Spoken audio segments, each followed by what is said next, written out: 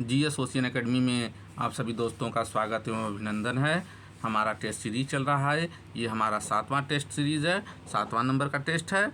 और इस पूरे टेस्ट सीरीज़ को आप देखिए, आपको बहुत इंपॉर्टेंट क्वेश्चनों का संग्रह मिलेगा। हाँ, आपसे एक सविनय निवेदन है कि आप चैनल को सब्सक्राइब ज़रूर कर लें। Please subscribe the channel GS ocean academy. Thank you.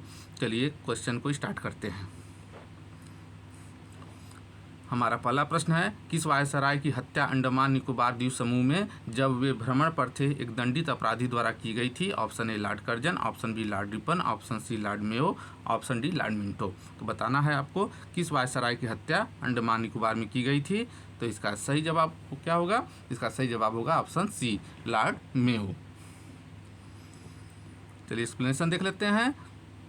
Lord Mayo, जिनका कार्यकाल 1869 से लेकर 72 ईस्वी तक था, की हत्या अंडमान निकोबार द्वीप समूह के भ्रमण के दौरान एक दंडित अपराधी द्वारा की गई थी।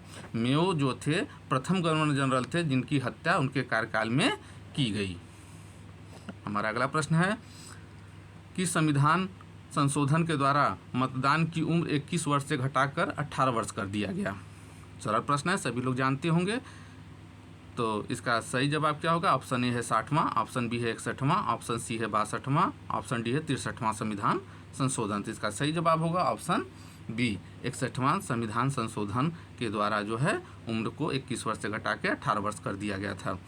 एक्सप्लेनेशन देख लेते हैं। 61वां संविधान संशोधन के द्वारा संविधान के अनुच्छेद, याद रखिएगा, अनुच्छेद 326 का संशोधन करके मताधिकार की आयु 21 से घटाकर 18 कर दी गई थी। चलते हैं अगले प्रश्न की ओर। अगला प्रश्न है, प्राचीन स्मारक संरक्षण एक्ट किस गवर्नर जनरल के कार्यकाल में पारित हुआ था? Option A Lord Minto, option B Lord Curzon, यहाँ पे सी होगा, ऑप्शन सी लॉर्ड लिनथगो और ऑप्शन डी लॉर्ड कैनिंग। तो बताना है आपको प्राचीन स्मारक संरक्षण एक्ट किसके काल में हुआ था। तो इसका सही आंसर होगा option B Lord Curzon. Explanation देख लेते हैं। इसमें आपको कई प्रश्न मिल जाएंगे। प्राचीन स्मारक संरक्षण अधिनियम कब लागू हुआ था? 1904 ईस्वी के द्वारा लॉर्ड कर्जन ने भारत में पहली बार ऐतिहासिक इमारतों की सुरक्षा एवं मरम्मत की ओर ध्यान देते हुए 50,000 पाउंड की धनराशि का आवंटन किया था। इस कार्य के लिए भारतीय पुरातत्व सर्वेक्षण को एकीकृत एवं केंद्रीय स्वरूप देते हुए जॉन मार्शल को इसका नया महानिदेशक नियुक्त किया गया था। तो याद रखिएगा, ये क्वेश्चन भी इम्पॉर्टेंट है कि भारतीय पुरातत्व सर्वेक्षण का पहला महानिदेशक किसे बनाया गया था? जॉन मार्शल को। प्राचीन स्मारक संरक्षण अधिनियम कब लागू हुआ था? 1904 में। किसके द्वारा? लॉर्ड कर्जन के द्वारा। चलते हैं अगले प्रश्न की ओर। भारत में कौन सा एक राज्य का हीरो के उत्पादन में प्रमुख स्थान है? ऑप्शन ए है कर्नाटक, ऑप्शन बी है केरल, ऑप्शन सी है तमिलनाडु, ऑप्शन डी है मध्य प्रदेश। कौन सा राज्य हीरो के उत्पादन में प्रमुख स्थान रखता है? तो इसका सही जवाब बताइए। इसका सही जवाब होगा option D Madhya Pradesh. Explanation है इसका। देश का सबसे बड़ा हीरा भंडार कहाँ है? मध्य प्रदेश में है, के ही पन्ना जिले में है। मध्य प्रदेश के पन्ना जिले में है। यहाँ कुल 22 लाख कैरेट हीरे का भंडार है। इसमें से 13 लाख कैरेट हीरा निकाला जा चुका है। और मध्य प्रदेश में ही बक्सवाहा के जंगल में पन्ना से 15 गुना ज़्यादा हीरे का भंडार होने का अनुमान है, जिसकी खुदाई भी शुरू हो चुकी है। हमारा अगला प्रश्न है, फूट डालो और राज्य करो की रणनीति अपनाई गई थी किसके द्वारा? ऑप्शन ए लॉर्ड कर्जन द्वारा, ऑप्शन बी लॉर्ड मिंटो द्वारा, ऑप्शन सी लॉर्ड डलहौजी द्वारा, ऑप्शन डी लॉर्ड बेलेजली द्वारा। बताइए। तो इसका सही जवाब होगा फूट डालो और राज करो की नीति लॉर्ड कर्जन के द्वारा अपनाई गई थी। एक्सप्लेनेशन देख लेते हैं। अंग्रेजों ने हिंदू मुस्लिम मतभेदों का पूरा लाभ उठाया तथा फूट डालो और राज करो की रणनीति अपनाई। लॉर्ड कर्जन के शासनकाल में ब्रिटिश सरकार ने स्पष्ट रूप से मुस्लिम समर्थक और हिंदू विरोधी नीति अपनाई। इस नीति के ही प्रतीक के रूप में 1905 ईस्वी में बंगाल का विभाजन किया गया। बंग भंग का उद्देश्य प्रशासन की सुविधा उत्पन्न करना नहीं था जैसा दावा किया गया था, बल्कि इसके दो स्पष्ट उद्देश्य थे। पहला, एक हिंदू मुस्लिम को लड़ाना, हिंदू मुसलमान की एकता को भंग करना, और दूसरा जो बंगाल अग्रसर हो रहा था, ग्रोथ कर रहा था, नवजागृत हो रहा था, उसको चोट पहुंचाना कि वहाँ पे कोई किसी भी प्रकार का जो है गतिविधि स्वतंत्रता से संबंधित न हो सके या उसका इकोनॉमिक ग्रोथ न हो सके। चलते हैं अगले प्रश्न की ओर। बहुत इंपॉर्टेंट प्रश्न, यूनिक प्रश्न है दोस्तों, कि निनेटोलॉजी में अध्ययन किया जाता है किसका? ऑप्शन ए शिशुओं का, ऑप्शन बी किशोरों का, ऑप्शन सी वयस्कों का, ऑप्शन डी वृद्धों का। तो बताइए निनेटोलॉजी में किसका अध्ययन किया जाता है? तो इसका सही आंसर होगा ऑप्शन ए शिशुओं का। मुख्य रूप से 3 महीने के बच्चों का अध्ययन जो है निनेटोलॉजी में किया जाता है। देख लेते हैं, वृद्ध होने की प्रक्रिया यानी वृद्धावस्था का जो है अध्ययन विज्ञान के जिस शाखा में किया जाता है उसका नाम है जेरेंटोलॉजी, जबकि डेंड्रोलॉजी में किसका अध्ययन करते हैं? वृक्ष एवं झाड़ियों का अध्ययन किया जाता है। तो ये 2 प्रश्न कंफ्यूज होता है। जेरेंटोलॉजी में वृद्धों का अध्ययन किया जाता है और डेंड्रोलॉजी में वृक्ष एवं झाड़ियों का अध्ययन किया जाता है। और साथ में प्रश्न और पूछता है कि 12 से 18 वर्ष की आयु को विद्वानों ने किशोरावस्था काल माना है। किशोरावस्था का काल क्या होता है? तो किशोरावस्था का काल आपके जो है 12 से लेकर 18 वर्ष की आयु के वर्षों के बच्चों का जो है किशोरावस्था माना जाता है। चलते हैं अगले प्रश्न की ओर। हमारा 7वां प्रश्न, ब्रिटिश भारत की राजधानी का कलकत्ता से दिल्ली स्थानांतरण किसके काल में क्रियान्वित हुआ? Option A Lord Minto, option B Lord Hardinge, option C Lord Chelmsford, option D Lord Reading. किसके काल में राजधानी को कलकत्ता से दिल्ली स्थानांतरित किया गया था? इसका सही जवाब होगा ऑप्शन बी, लॉर्ड हार्डिंग के शासनकाल में राजधानी को परिवर्तित किया गया था। एक्सप्लेनेशन देख लेते हैं, कई प्रश्नों का संग्रह इसमें। वायसराय लॉर्ड हार्डिंग के समय भारत की राजधानी कलकत्ता से दिल्ली स्थानांतरण किया गया। वायसराय लॉर्ड हार्डिंग ने 1911 ईस्वी में जॉर्ज पंचम एवं महारानी मेरी को भारत बुलाया तथा दिल्ली में भव्य दरबार का आयोजन किया, जिसे दिल्ली दरबार द्वितीय के नाम से जाना जाता है। यानी लॉर्ड हार्डिंग के समय दूसरे दिल्ली दरबार का आयोजन हुआ था, जिसमें जॉर्ज पंचम और महारानी मेरी को बुलाया गया था। इसी दरबार में बंगाल विभाजन को भी रद्द कर दिया गया। तो पूछा जाएगा आपको बंगाल विभाजन किसके काल में रद्द हुआ है? तो वायसराय लॉर्ड हार्डिंग के काल में बंगाल विभाजन को रद्द किया गया था और जॉर्ज पंचम महारानी मेरी के द्वारा। तथा राजधानी का स्थानांतरण भी किया गया था। कहाँ से? कलकत्ता से दिल्ली। अगले प्रश्न की ओर चलते हैं। किस रंग के प्रकाश का तरंग दैर्ध्य सबसे अधिक होता है? ऑप्शन ए बैंगनी, ऑप्शन बी हरा, ऑप्शन सी पीला, ऑप्शन डी लाल। तो बताइए, तो इसका सही आंसर होगा ऑप्शन डी लाल। लाल रंग के प्रकाश का तरंग दैर्ध्य सबसे अधिक होता है। आप जानते भी होंगे एक फार्मूला जो आप बचपन से पढ़ रहे होंगे, VIVGYOR विवज्योर। तो विवज्योर में जैसे जैसे आप आगे की ओर बढ़ेंगे वैसे वैसे तरंग दैर्ध्य जो है बढ़ता जाएगा। यानी कि सबसे कम तरंग दैर्ध्य वायलेट का होगा और सबसे अधिक तरंग दैर्ध्य आपके रेड कलर का होगा। सबसे कम वायलेट का और सबसे अधिक रेड का। चलते हैं अगले प्रश्न की ओर। अंग्रेजों ने रैयतवाड़ी बंदोबस्त कहाँ लागू किया था?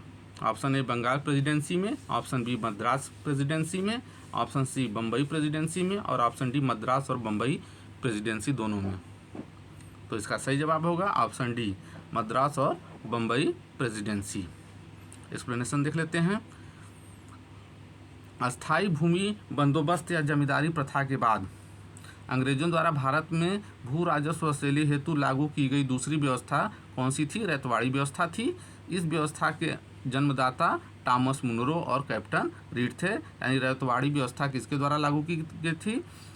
के जन्मदाता कौन थे? टॉमस मुनरो और कैप्टन रीड, जिन्होंने सर्वप्रथम इसे कहाँ लागू किया था? तमिलनाडु के बारामहल जिले में लागू किया। तत्पश्चात यह व्यवस्था मद्रास, बम्बई के कुछ हिस्से, पूर्वी बंगाल, असम तथा कुर्ग में लागू की गई थी। इस प्रथा के अंतर्गत रैयतों को भूमि के मालिकाना और कब्जादारी अधिकार दिए गए थे और ये प्रत्यक्ष रूप से या सीधे तथा व्यक्तिगत रूप से स्वयं सरकार को भू राजस्व का भुगतान करने के लिए उत्तरदायी थे। इस व्यवस्था ने कृषि भू स्वामित्व की स्थापना की। इसके अंतर्गत कुल ब्रिटिश भारत के भू क्षेत्र का कितना प्रतिशत, 51% हिस्सा शामिल था। कई प्रश्नों का संग्रह है, एक दो बार इसको देख लीजिएगा, याद हो जाएगा। अगला प्रश्न है हमारा, किस ग्रह का कोई उपग्रह नहीं होता है? जानते भी होंगे। ऑप्शन ए है बुध एवं मंगल, ऑप्शन बी मंगल एवं शुक्र, ऑप्शन सी शुक्र एवं शनि, ऑप्शन डी बुध एवं शुक्र। तो इसका सही जवाब होगा ऑप्शन डी, बुध एवं शुक्र के कोई भी उपग्रह नहीं होते हैं। चलते हैं अगले प्रश्न की ओर। निम्न में से किसने निकास के सिद्धांत का प्रतिपादन किया था? Option A Dadabhai Naoroji, option B Gopal Krishna Gokhale, option C Lokmanya Tilak और ऑप्शन डी मदन मोहन मालवीय। तो इसका सही जवाब होगा option A, Dadabhai Naoroji ने सर्वप्रथम निकास के सिद्धांत या बहिर्गमन के सिद्धांत का प्रतिपादन किया था। एक्सप्लेनेशन देख लेते हैं, कई प्रश्नों का संग्रह। बहिर्गमन की राष्ट्रवादी परिभाषा का तात्पर्य क्या है? भारत से संपत्ति, धन संपत्ति एवं माल का इंग्लैंड में हस्तांतरण, जिसके बदले में भारत को इसके समतुल्य कोई भी आर्थिक, वाणिज्यिक या भौतिक प्रतिलाभ नहीं होता था। दादा भाई नौरोजी धन के बहिर्गमन सिद्धांत के सबसे पहले और सर्वाधिक प्रखर प्रतिपादक थे। उन्होंने अपने लेखों, कौन कौन से इनके लेख है याद रखे रहिएगा। पहला लेख है इंग्लैंड डेप्ट टू इंडिया, दूसरा है poverty and un British rule in India, तीसरा है the wants and means of India और चौथा है इनका on the commerce of India. चारों दादा भाई नौरोजी के हैं, याद रखिएगा। इन्हीं के माध्यम से इन्होंने अपवाद सिद्धांत का प्रतिपादन किया या बहिर्गमन का सिद्धांत का या निकासी के सिद्धांत का प्रतिपादन किया। इसके अलावा एक अन्य प्रख्यात भारतीय नेता थे रमेश चंद्र दत्त, जिन्हें एग्जाम में आरसी दत्त के नाम से भी जाना जाता है, याद रखिएगा। रमेश चंद्र दत्त या आरसी दत्त ने भी धन के बहिर्गमन के सिद्धांत पर बल दिया। इनका लेख कौन सा था? Economic history of India. Economic history of India के लेखक कौन है? रमेश चंद्र दत्त या आरसी दत्त। इसमें इन्होंने यह मत प्रकट किया था कि सकल राजस्व का आधा भाग प्रतिवर्ष भारत से बाहर चला जाता है। भारतीय राष्ट्रीय कांग्रेस ने 1896 ईस्वी में अपने कलकत्ता अधिवेशन, तो इसमें एक प्रश्न आप बनता है कि 1896 का कांग्रेस का अधिवेशन कहाँ हुआ था? कलकत्ता में हुआ था। इस अधिवेशन में 1896 के अधिवेशन में कांग्रेस ने आधिकारिक तौर पर बहिर्गमन के सिद्धांत को स्वीकार किया। यानी 1896 के पहले कांग्रेस बहिर्गमन के सिद्धांत को नहीं मानती थी। 1896 के कलकत्ता अधिवेशन में कांग्रेस ने बहिर्गमन के सिद्धांत को स्वीकार किया और उस समय कांग्रेस ने घोषणा की कि देश में पड़ने वाले अकालों और लोगों की निर्धनता के कारण वर्षों से लगातार चला आ रहा धन का बहिर्गमन है। तो इम्पॉर्टेंट कंटेंट है, इसको जरूर देख लीजिएगा। हमारा अगला प्रश्न है, किसने यह विचार किया था कि भारत में ब्रिटिश आर्थिक नीति घिनौनी है? इम्पॉर्टेंट प्रश्न है। Option C, Karl Marx. Karl Marx ने यह कहा था कि भारत में ब्रिटिश आर्थिक नीति घिनौनी है। कार्ल मार्क्स ने यह विचार व्यक्त किया था कि ब्रिटिश आर्थिक नीति जो भारत में चल रहा है वो प्रजातंत्रता के समय वो घिनौनी है। हमारा अगला प्रश्न है, निम्नलिखित में से कौन भारत का एकमात्र यहूदी वायसराय था? जितने वायसराय हुए उसमें से एकमात्र यहूदी वायसराय कौन था? ऑप्शन ए है लॉर्ड कैनिंग, ऑप्शन बी है लॉर्ड इरविन, ऑप्शन सी है लॉर्ड मेयो, ऑप्शन डी है लॉर्ड रीडिंग। इसका सही जवाब होगा ऑप्शन डी, लॉर्ड रीडिंग एकमात्र वायसराय थे जो कि यहूदी थे। भारत का एकमात्र यहूदी वायसराय लॉर्ड रीडिंग, इनका कार्यकाल क्या था? 1921 से लेकर 1926 तक था। और इनके समय में कौन कौन सी घटना घटी? इनके समय में चौरी चौरा की घटना, स्वराज पार्टी का गठन और रॉलेट एक्ट का निरसित हुआ, यानी इसको समाप्त किया गया था। चलते हैं अगले प्रश्न की ओर। सर्वप्रथम योग्यता के आधार पर नियुक्ति का प्रावधान किस आयोग के अनुशंसा पर शुरू हुआ? नहीं कि नियुक्ति योग्यता के आधार पर होनी चाहिए, इसका अनुशंसा किस आयोग ने किया था? ऐसा होना भी चाहिए, जो योग्य है उसकी नियुक्ति होनी चाहिए।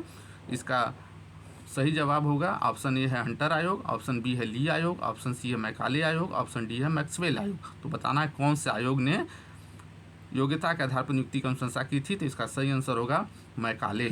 मैकाले ने सर्वप्रथम यह कहा था कि योग्यता के आधार पर नियुक्ति हो। धन्यवाद। यह हमारा ये सीरीज समाप्त होता है। अगले टेस्ट के लिए फिर तैयार रहिए। अच्छे प्रश्नों के साथ मैं फिर उपस्थित होता हूँ। तब तक चैनल को सब्सक्राइब कर लीजिए। आप सबका धन्यवाद है, शुक्रिया है।